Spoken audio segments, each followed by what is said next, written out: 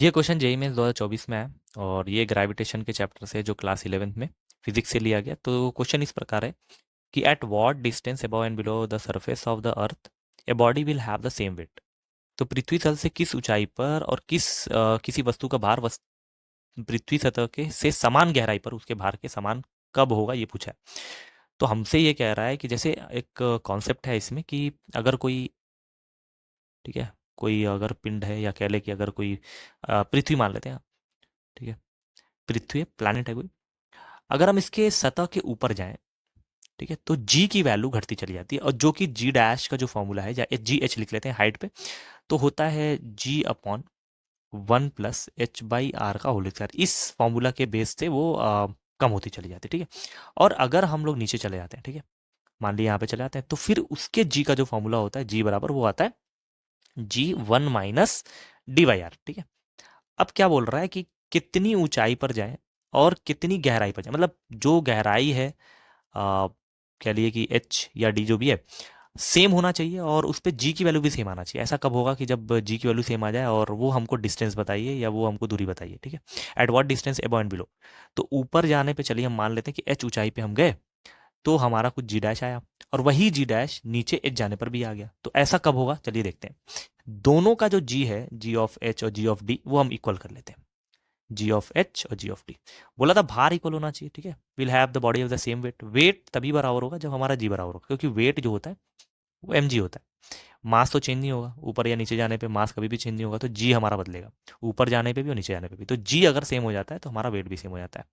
तो जी एच, चलिए मान लेते हैं एच ऊंचाई पे था, तो इसके लिए फॉर्मूला आ जाएगा जी अपॉन 1 + h/r का होल स्क्वायर, और ये इक्वल होना चाहिए g1 - h/r के बराबर। ये हमारा होना चाहिए क्योंकि दोनों की हाइट को हम h मान लिया, ठीक है।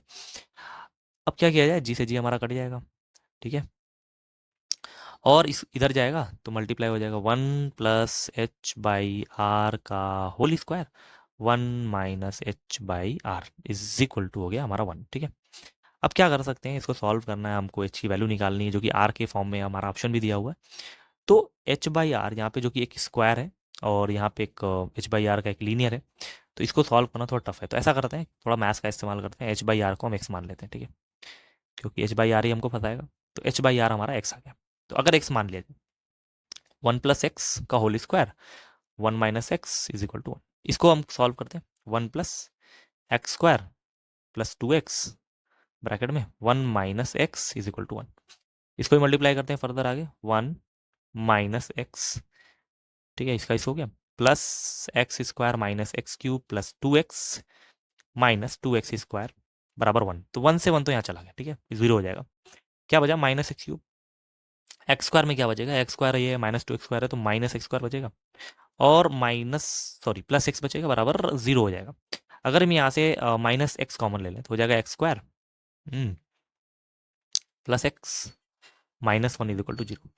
अब देखो x की वैल्यू हमारी 0 जो कि हो नहीं सकती, ठीक है, क्योंकि अगर x को हम 0 कर देते हैं, व्हाट इज x = 0, यहाँ पे x 0 आ रहा है, ठीक है, x 0 आ रहा है, लेकिन ये हो नहीं पाएगा, ठीक है। हम इसको कट कर दें, क्योंकि देखिए x की वैल्यू h/r होगी, =0, तो h की वैल्यू 0 कैसे हो सकती है। मतलब कहने का ये है कि आप कोई भी हाइट पे नहीं आए, मतलब अपने सरफेस पे, तो ये कोई आंसर नहीं हुआ, ठीक है। तो यहाँ पे ये हमारा x बराबर 0 सही नहीं।